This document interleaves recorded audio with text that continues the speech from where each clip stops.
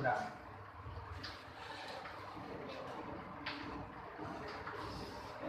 देखिए इसमें क्वेश्चंस में सबसे पहला एक डाइट प्रॉब्लम होता है, और डाइट प्रॉब्लम कोई ऐसा बड़ा चीज नहीं, ये कॉस्टिंग का बात होता है, ठीक है। दूसरा प्रोडक्शन होता है, ऑप्टिमल लाइन भी कहते हैं इसको, प्रोडक्शन का, ये भी कॉस्टिंग पे ही होता है। और तीसरा जो है, ठीक है, वो होता है ट्रांसपोर्टेशन। तीन टाइप का ट्रांसपोर्टेशन, और ट्रांसपोर्टेशन का भी कॉस्ट होता है, ठीक। अब आपको एक चीज, डाइट प्रॉब्लम जो होगा इसमें क्या होगा कि कुछ भी चीज परचेज करना हो तो कॉस्टिंग होना, इसका मतलब है हम लोग इसको मिनिमाइज करेंगे। अगर पैसा लगेगा तो हम लोग उसको क्या करेंगे, मिनिमाइज करेंगे।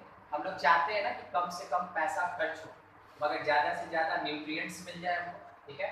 अच्छा, प्रोडक्शन में क्या होगा ना कि कॉस्टिंग वाली बात नहीं होती बेसिकली, यहाँ प्रॉफिट का बात है।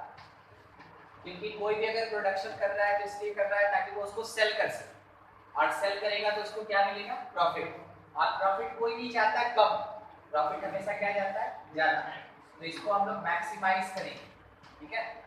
अच्छा, ट्रांसपोर्टेशन, तो ट्रांसपोर्टेशन का मतलब क्या हो गया कि हम अपना सामान कहीं भेज रहे हैं, ठीक है, तो वो मेरे लिए कॉस्टिंग का काम करेगा, और कॉस्टिंग हमको क्या करना होगा, मिनिमाइज।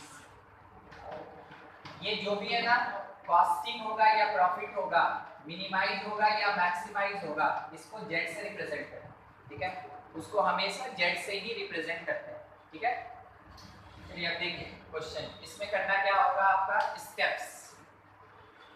सबसे पहला, जो भी आपके पास वर्ड प्रॉब्लम दिया हुआ है, इसमें वर्ड प्रॉब्लम दिया आपको, वर्ड प्रॉब्लम से आपको क्या करना होगा, फॉर्म इन इक्वेशंस, आपको इन इक्वेशन बनाना पड़ेगा। जब इन इक्वेशन बन जाएगा तो सेकंड स्टेप में ड्रॉ ग्राफ, ड्रॉ ग्राफ। तो किस चीज का ग्राफ, जितना इन इक्वेशन बनेगा उसका ग्राफ ड्रॉ करना होगा, ठीक है।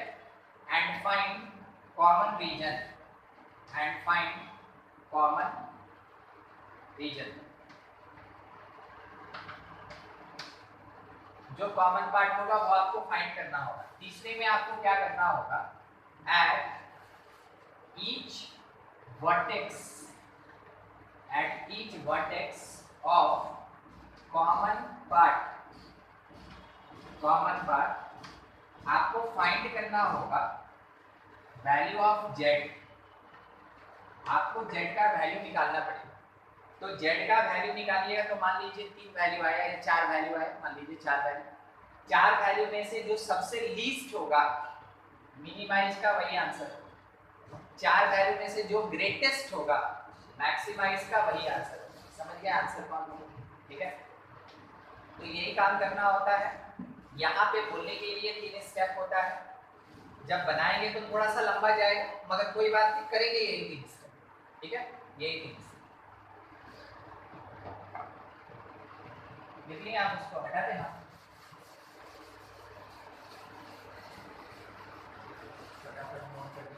और जिसका नोट करना हो जाएगा ना, वो क्या करेंगे, क्वेश्चन नंबर 3 देख लेंगे, 3, ठीक है। उसमें एक टेबल बना हुआ है, टेबल का क्वेश्चन बता देते हैं कैसे यूज करना है, फिर बिना टेबल वाला क्वेश्चन कर लेंगे। क्वेश्चन नंबर 3, आप क्वेश्चन रीड कर लेंगे जब तक सब कोई नोट कर रहे हैं।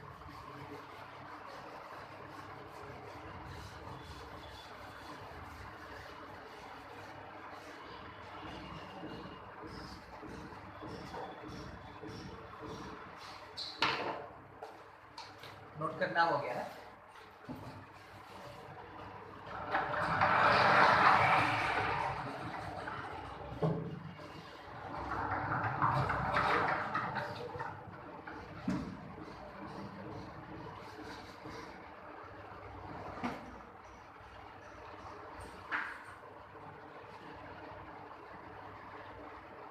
पढ़ लिए क्वेश्चन। थर्ड एक्सरसाइज है, उसका क्वेश्चन नंबर 3। क्वेश्चन में ये बोला गया, to maintain one's health a person must fulfil certain minimum daily requirements for the following 3 nutrients, calcium, protein and calories. The diet consist of only item 1 and 2 whose prices and nutrients contents are shown below।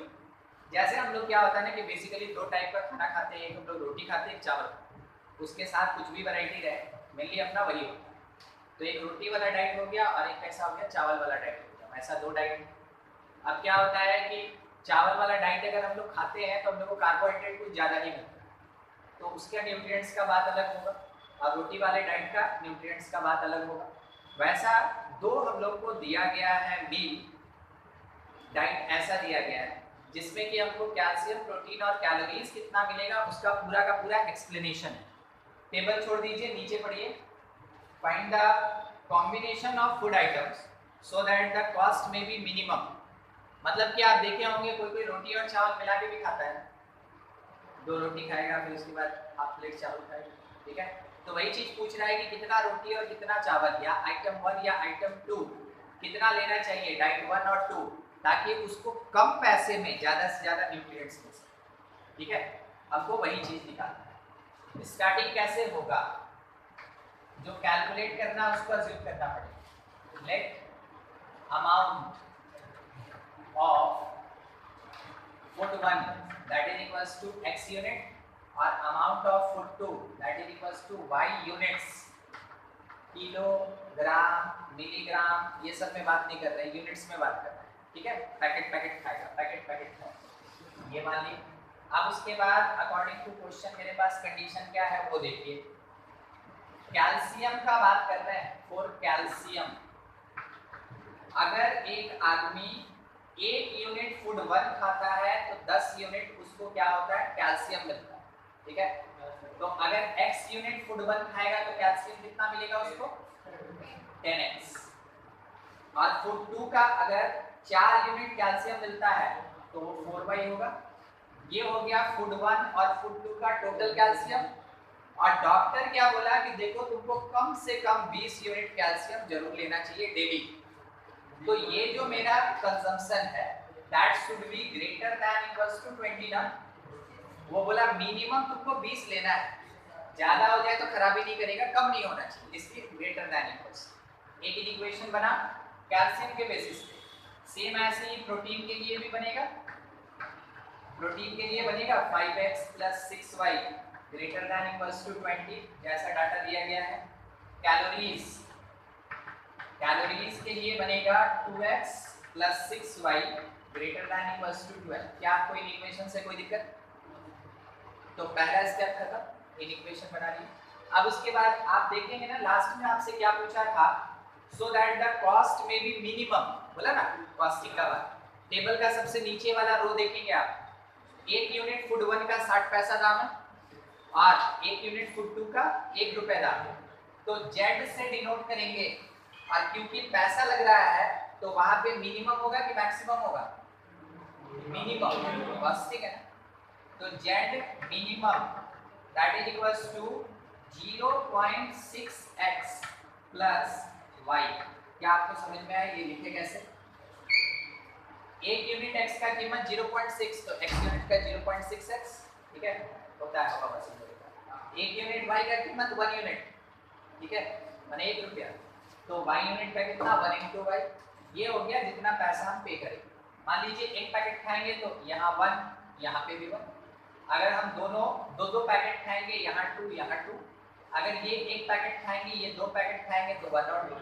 मतलब समझ रहे हैं value किसका निकालना है हमको, x। तो यहाँ तक मेरा इक्वेशन बन गया। आपके बुक में जो फर्स्ट एक्सरसाइज दिया है ना उसका काम यही खत्म हो जाता है। 3 एक्सरसाइज है, उसमें वर्ड प्रॉब्लम से इक्वेशन और z बनाना, यही है फर्स्ट एक्सरसाइज का काम। तो अगर मर्जी करें फ्री फुकट में बैठे हैं तो बना लीजिएगा, नहीं तो कोई जरूरी नहीं, ठीक है। अब बढ़ते हैं सेकंड एक्सरसाइज क्या होगा, जो मेरा सेकंड पॉइंट होगा। इसका हमको क्या करना होगा, ग्राफ ड्रॉ करना होगा। तो आप जब इसको लिखेंगे तो आपको ये भी तो पता चल रहा है कि भाई यहाँ पे 2 से कैंसिलेशन हो रहा है, तो ये 5x + 2y greater than equals to 10 हो गया। यहाँ पे कुछ से कैंसिलेशन है, यहाँ 2 से कैंसिलेशन है, x + 3y greater than equals to 6 हो गया। इन इक्वेशन आपको ग्रेटर दैन इक्वल टू दिया रहेगा, जब आप लाइन ड्रॉ करेंगे यानी उसका ग्राफ बनाएंगे उस समय आप इक्वल टू लेके चलेंगे, ठीक है। तो मेरे पास L1 समझ रहे हैं इसको L1 क्या है, वो है 5x plus 2y is equals to 10. L2 second वाला 5x plus 6y is equals to 20. L3 third x plus 3y equals to 6. एक छोटा सा टेबल बनाएंगे और वैल्यू लेंगे x और y का। एक बार x 0 लेना है अपने से, पुट करके y निकालना है 5। एक बार y 0 लेना है खुद से और x निकालना है 2। सेम वही काम यहाँ भी, तीनों में वही चीज करें। एक बार x 0 पुट किए खुद से तो y कितना आ गया 10/3, और एक बार y 0 पुट किए खुद से तो x कितना आ गया 4। फिर इस वाले थर्ड के लिए एक बार x 0 तो y कितना आ गया 2, एक बार y 0 तो x कितना आ गया 6। हो गया। ये क्या कर रहा है, ये डाटा दे रहा है ताकि हम ग्राफ ड्रॉ कर सकें, ठीक है, ताकि ग्राफ ड्रॉ कर सकें और सारा ग्राफ लाइन बनेगा, straight line straight line. Reference axes, जो पॉइंट आपको दिख रहा है उसको पुट करते चलिए, ठीक है, मगर आप है ना एकदम माइंड मेकअप करके रखिए। ये नहीं कि आप बोर्ड आउट तोड़ के बाहर निकल जाना है, तो देख लेना है कि x ज्यादा से ज्यादा जा रहा है तो कहाँ तक जा रहा है 6 तक, y ज्यादा से ज्यादा जा रहा है तो कहाँ तक जा रहा है 5 तक, ठीक है। तो आप जब पुट करेंगे 0 5 तो यहाँ लिखेंगे क्योंकि हमको 6 तक जाना है, हो गया 0 5। फिर उसके बाद 2 0, ठीक है, 2 0 यहाँ नहीं होगा 2 0, और इसको मिला के एक लाइन बना दीजिए। ये कौन सा लाइन है, ये L1 है, ठीक है L1। ऐसे ही L2 बनाएंगे x 0 y 10/3, 10/3 का मतलब क्या होता है 3.33, ठीक है। तो वो जो भी होगा 5 से छोटा होगा, 0 10/3 और दूसरा 4 0, ये जो भी होगा x पे थोड़ा दूर होगा, इसको मिलाएं एक और लाइन बन गया। ये है मेरा L2। L3 पे आइए, x0 y2 और x6 y0, x0 और y2 तो ये 3.3 था तो 2 लगभग यहाँ होगा, ठीक है। तो ये 0 2 और उसके बाद 6 0, 6 यहाँ कहीं होगा 6, इसको मिला दें एक लाइन और बन गया, 3 लाइन बन गया, ठीक है। L1 है, L2 है, L3, यहाँ तक में कोई दिक्कत, ग्राफ बन के थे। अब क्या करना है ना कि कॉमन पार्ट निकालना है, उसके लिए रीजन शेडेड करना होगा, शेडिंग करना होगा हम लोग को, ठीक है। तो शेडिंग करने के लिए इनइक्वालिटी काम देगा। फर्स्ट वाले लाइन में ग्रेटर ना, ग्रेटर का मतलब क्या होता है अवे फ्रॉम ओरिजिन, ग्रेटर का मतलब अवे फ्रॉम ओरिजिन। एक लाइन देखिएगा, L3 का बात कर रहे हैं, एक लाइन L3 ऐसे क्या, ये हुआ ओरिजिन साइड, ये हुआ अवे फ्रॉम ओरिजिन, समझ में आ रहा है, ठीक है। तो हर जगह ग्रेटर मतलब सब अवे फ्रॉम ओरिजिन, यानी ऊपर का पार्ट, सबके ऊपर का पार्ट, सबके ऊपर का पार्ट, क्या आपको दिख रहा है सबके ऊपर का पार्ट, ठीक है। इससे बाहर, इससे इधर, ये पूरा कॉमन रीजन होगा सर, कहाँ तक और ओपन में जाएगा जहाँ तक जाना हो, ठीक है। अब इसके बाद आपको क्या कॉमन रीजन का वर्टेक्स दिखा, नाम दे दीजिए उसको A B C और D, ठीक है। कॉमन रीजन का वर्टेक्स, वर्टेक्स का कोऑर्डिनेट कुछ आपको पता है और कुछ आपको कैलकुलेट करना, ठीक है। तो B is the point of intersection of L1 and L2।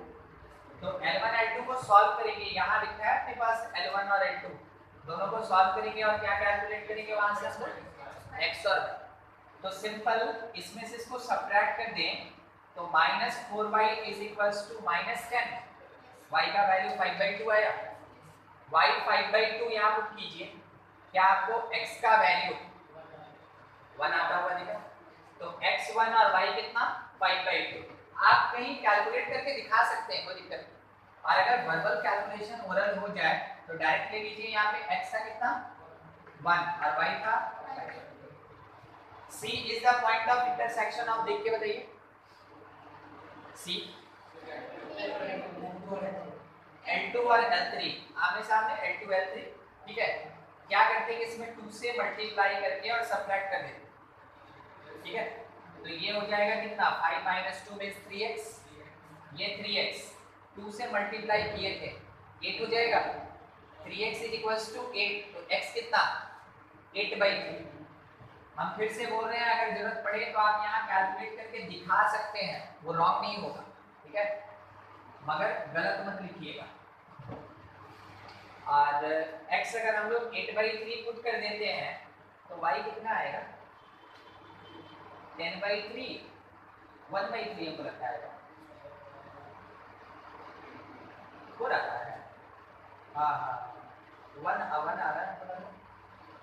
अच्छा कोई बात नहीं, सुनिए ना, 8/3 पुट कर दे और यहाँ पे कितना पुट करते हैं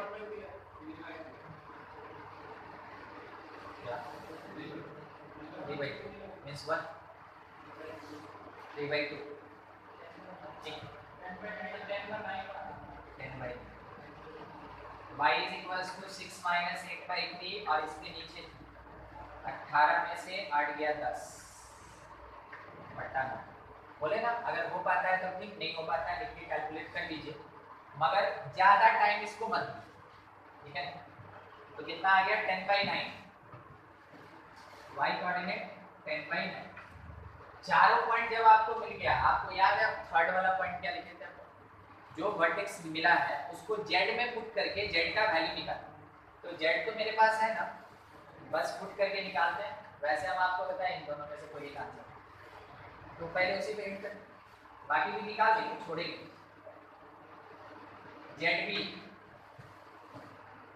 ZB का मतलब x के जगह 1 पुट करना और y के जगह 5/2, तो 0.6 को हम और क्या लिख सकते 3/4 और प्लस y का वैल्यू कितना 5/2। एक बार आप इसको सॉल्व करें तो ये कितना हो गया 625 इज 31/2 रहने दें। फिर ZC x के प्लेस पे कितना 8/3, तो 3/5 into 8/3 और प्लस y का मतलब 10/9, तो ये तो गया यहाँ 50 और यहाँ 72, तो 122 हो गया ना, और नीचे आ गया 44 रहने दीजिए। ZB और ZC, फिर ZA x के जगह पे 0 और y के जगह पे 5, फिर ZD तो x के प्लेस पे 6 और y के प्लेस पे 0, x के प्लेस पे 6 तो कितना हो गया 3/5 into 6 18/5 मिल गया, चारों का चारों का। हम लोग को z कैसा चाहिए, मिनिमम चाहिए कि मैक्सिमम चाहिए। अब इन चारों में से जो लीस्ट होगा वही आंसर होगा, ठीक है। तो चलिए लीस्ट निकालने का कोशिश करते हैं। इट इज 3.1, 4 3 भी नहीं जाएगा और ये 18 8.6, ठीक है। ये मिल गया हम लोग को। बोलिए सबसे छोटा कौन, बोले थे ना इसी में से छोटा होगा। कारण है इसके पीछे, देखिए ये आपको अंदर की तरफ फंसा हुआ लगता है और मिनिमम बोल रहा है तो जो लोअर पॉइंट होगा वही ना आंसर, ठीक है।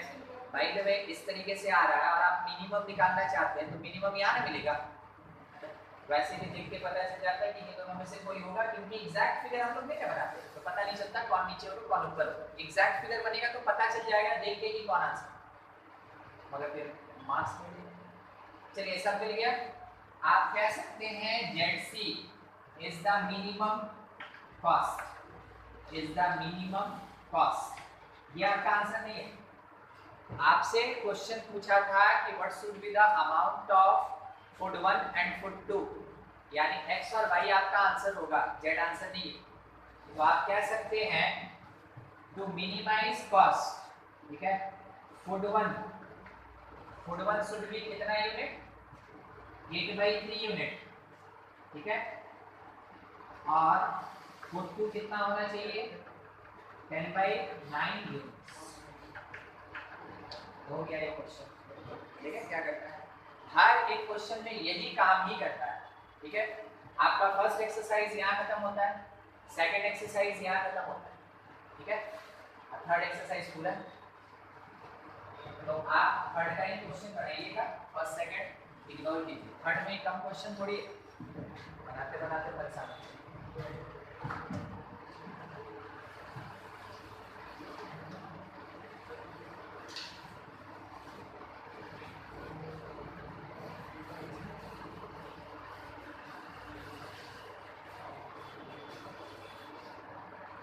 और इसके क्वेश्चन में हड़बड़ाना नहीं तो वो गलती कराएगा।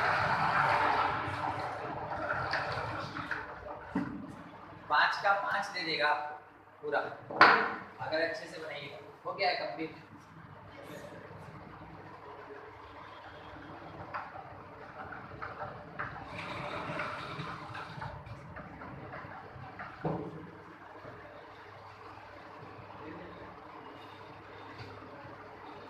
देखिए, अगर आपको दिक्कत होगा तो कहाँ होगा, इन इक्वेशन फॉर्म कर लें, और कहीं कुछ नहीं। केलॉग्स सब खाता है।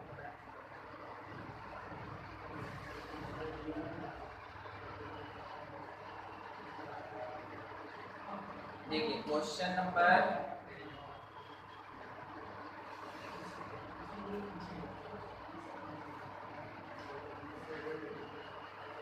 45। देखिए क्वेश्चन नंबर 45।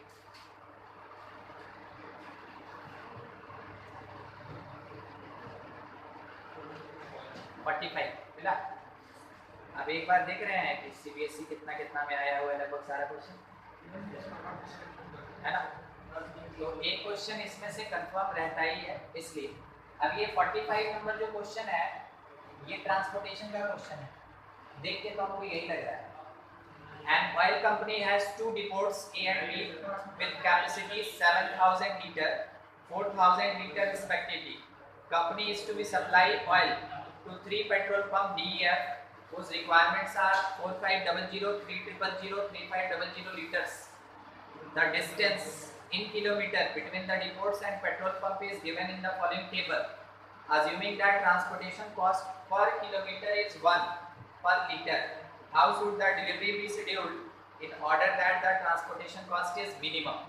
ठीक है, यहाँ पे कितना डिपोट है, 2, नाम है ए और बी, और कितनी जगह पे भेजना है, 3, डी, ई और एफ। हमेशा डिपोट ऐसे रहेगा कि उससे माल सप्लाई आराम से होता है, कोई दिक्कत नहीं ना। ट्रांसपोर्टेशन में ऐसे ही फिगर ही बनेगी, नहीं तो फंस जाएगा कि कहाँ क्या होगा। ठीक है, अब देखिए, मान लीजिए ए से डी में गया x और ए से f में गया y, तो अब a के पास जितना बचेगा उतना ही ना भेजेगा f के पास। तो a का कैपेसिटी कितना है, 7000। तो ये 7000 में से x और y हटा के जो बचेगा वही भेजेगा f के पास। अच्छा, अब देखिए d का कैपेसिटी क्या है, d का कैपेसिटी 4500, ऊपर का थर्ड लाइन। अगर x a से ले लिया तो 4500 माइनस x ना लेगा b से। ठीक है, अगर a से f y यूनिट ले चुका है तो जितना कैपेसिटी उसमें से y कम लेगा 3000। तो 3000 माइनस y। क्या आप यहाँ तक 5 चीज समझे?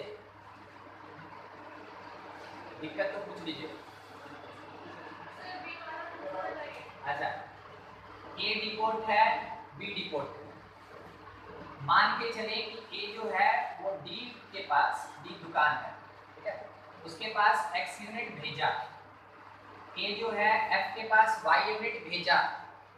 ए का कैपेसिटी 7000 का, जिसमें x और y भेज चुका है, तो कितना f को भेजेगा,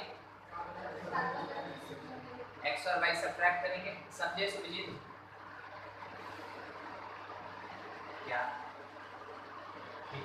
आगे? हाँ ठीक है, समझ। B जो है ऑलरेडी x यूनिट ले चुका है और D का कैपेसिटी है 4500। तो बी से कितना लेगा 45 माइनस एक्स। मान लीजिए ए इसको 1000 लीटर भेज दिया और इसका कैपेसिटी है 4500 का, तो अब बाल्टी बाल्टी में तो भर के रखेगा नहीं ना, जितना कैपेसिटी उतना ही लेगा, ठीक है। तो 4500 माइनस एक्स, कितना ये डी ले रहा है कहाँ से, बी से। अब बी से एफ ले रहा है कितना, जितना एफ का कैपेसिटी है माइनस जितना वो ए से ले चुका है। अब सवाल रह गया कि बी से एफ में कितना आएगा, तो बी का भी तो एक कैपेसिटी होगा। देखिए बी का कैपेसिटी 4000 में से सब्ट्रैक्ट करेंगे जितना ये ले चुका है, ठीक है। -7000 माइनस एक्स माइनस वाई, ये ऑलरेडी ए से लिया था, तो बी से कितना लेगा, जितना कैपेसिटी या जितना बचा है उतना ही लेगा। तो 4000 माइनस 7000 इज 3000, तो x plus y minus 3000 solve कर लीजिए यहीं, इस क्वांटिटी को यूज करें। अब देखिए क्या होगा, या तो सप्लाई होगा और नहीं तो सप्लाई नहीं होगा। ऐसा तो नहीं है कि डिपोर्ट जो है वो दुकान से बोलेगा 2-3 लीटर हमको भेज देना, तो वापस नहीं आए, ठीक है। तो मिनिमम कितना 0 और नहीं तो उससे ज्यादा कुछ होगा, यानी each quantity should be greater than equal to 0। अभी जो बोले ना each quantity greater than equal to 0, each quantity greater than equal to 0। तीसरा 7000 minus x minus y greater than equal to 0, arrange कर लीजिए, लेस दैन इक्वल्स टू 7000। उधर 4 number में 4500 minus x greater than equal to 0, x less than equals to 4500। 5 number में 3000 minus y greater than equal to 0, यानी y is less than equals to 3000। 6 number में x plus y minus 3000 is greater than equal to 0। किसी को दिक्कत इस 6 equation से? सबका मतलब यही है कि या तो लेगा और नहीं तो नहीं लेगा। 3500 क्या है,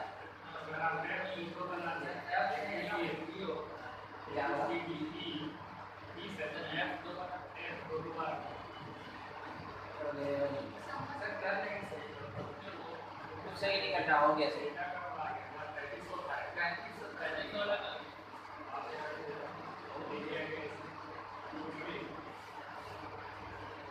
इसका 3500,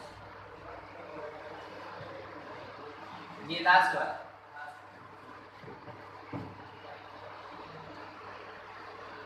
वो लास्ट वाला 3500 होता है। बी का कैपेसिटी कितना था 4000, यही ना, कर लीजिए 3500, क्या गड़बड़, इसमें से ये जाएगा तो ये 3500,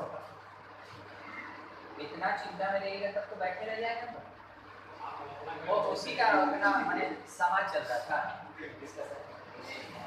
छोटा सा बात है, सब 3000 की जगह 3500 होगा, हो गया। लीजिए x plus y minus 3500 greater than equal to 0। बोलिए 6 इक्वेशन में कहीं दिक्कत? सब का लाइन बनाएंगे सब के लिए, और z एकदम लास्ट में, सब के लिए लाइन। और लाइन कैसे बनेगा, x greater than equal to 0, y greater than equal to 0, कौन सा क्वाड्रेंट? जब बोलिए तो सोच रहे थे क्या,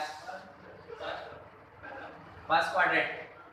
उसके बाद x प्लस वाई 7000 4500 3000 और 3500 ये दिया हुआ है। तो आइए 7000, तो हम लोग बात कर लेंगे ऐसे 7 है, 4.5 है, 3.0 है और 3.5 है। सबसे ज़्यादा ये x प्लस वाई ये जब जाएगा ऐसे जाएगा, ठीक है, इस टाइप से। तो x और y आप ऐसे भी लेके आ सकते हैं, 7000 7000 7000 और 3500 3500, दोनों पैरेलल हो। ये कौन है, x plus y equals to 7000, ये कौन है, x plus y is equals to 3.5 3500, ठीक है ऐसे। उसके बाद और कौन बच गया, ये कट कर रहा, कहाँ कट कर रहा है, ये कट कहाँ कर रहा है 3500, ये कट कहाँ किया 3500, तो 3500 जीरो, इट इज 0 35। ये कहाँ 0 7000 और ये कहाँ पे 7000 जीरो, दोनों लाइन बन गया। उसके बाद एक लाइन क्या बोल रहा है ना कि x is equals to 4500, x equals to 4500 ऐसे होगा कि वर्टिकल हो, वर्टिकल में तो वर्टिकल जो होगा 4500 वो 3500 के बाद होगा और ज्यादा दूर भी नहीं, ठीक है ना। तो यहाँ पे ऐसे वर्टिकल लाइन ये हो गया मेरे पास x इज इक्वल्स टू 3500 45, ठीक है। और y कितना था अपने पास 3000, तो 3000 जो भी होगा इससे नीचे होगा, ठीक है, इससे नीचे मान लीजिए यहाँ ऐसे जाए, ये हो गया आपका y इज इक्वल्स टू 3000, ठीक है। सब हो गया पूरा का पूरा है ना, फिगर बन गया और कुछ नीचे। अब देखिए इन 7000 से लेस नीचे की तरफ 3500 से ग्रेटर ऊपर की तरफ, 3500 से ग्रेटर ऊपर की तरफ। उसके बाद 4500 से लेस लेफ्ट आएगा, लेफ्ट आएगा। और ये बोल रहा है कि 3000 से लेस, 3000 से लेस नीचे आएगा, ठीक है, ये नीचे आएगा।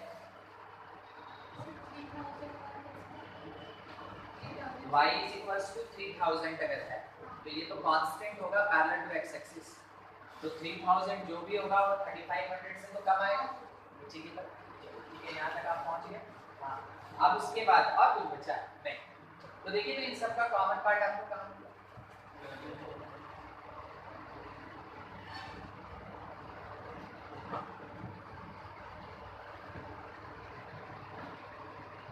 ये इसमें आ रहा है,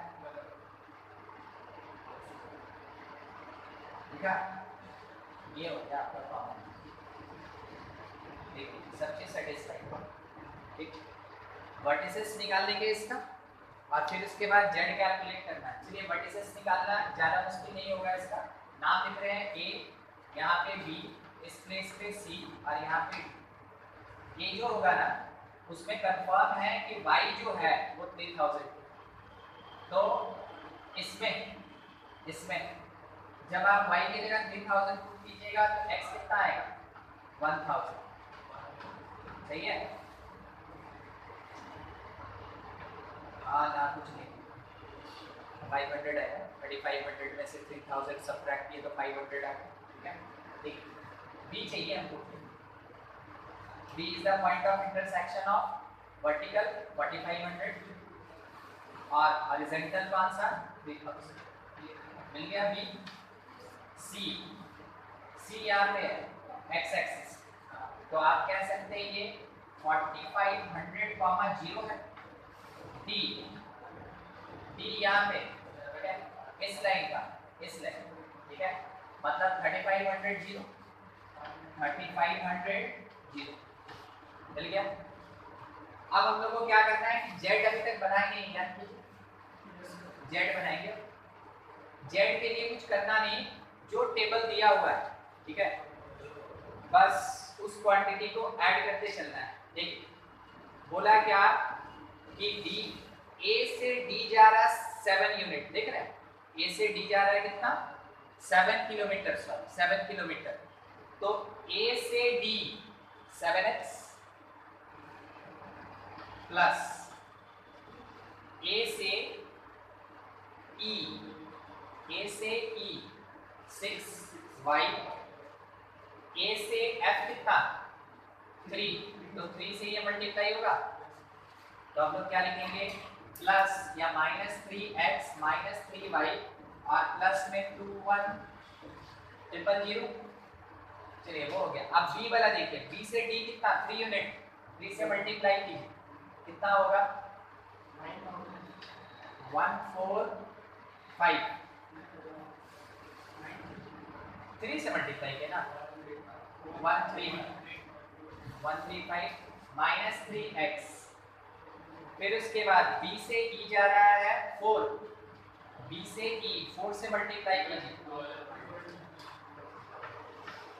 -4y। फिर B से F जा रहा है 2 किलोमीटर, 2 से मल्टीप्लाई करें, 2x 2y -7000। सॉल्व कर लीजिए इसको। 7x - 3x is 4x, 4x - 3x x, x plus 2x 3x, y 6y - 3y 3y, 3y - 4y -y plus 2y plus y।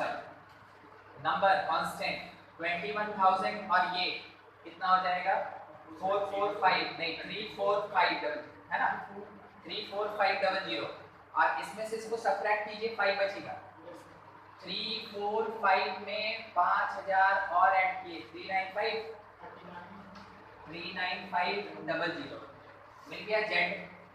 ठीक है, अब आगे का काम आपका, मतलब कोई मुश्किल चीज बचा नहीं है। ए पुट करेंगे जेड के इस वाले इक्वेशन में, बी पुट करेंगे, सी पुट करेंगे, डी पुट करेंगे। क्योंकि ट्रांसपोर्टेशन का कॉस्ट हो रहा है तो जेड मिनिमम होना चाहिए कि मैक्सिमम, मिनिमम होना चाहिए। इससे पहले वाले क्वेश्चन में जैसे मिनिमम आया था उसको आंसर बोले थे, बस वैसे ही करके सॉल्व कर लेना हो जाएगा इतना का। चलो ठीक है, इसमें से क्या कीजिएगा ना कि आप जितना भी सीबीएसई मार्क क्वेश्चंस है वो सॉल्व कर लीजिएगा। ठीक है।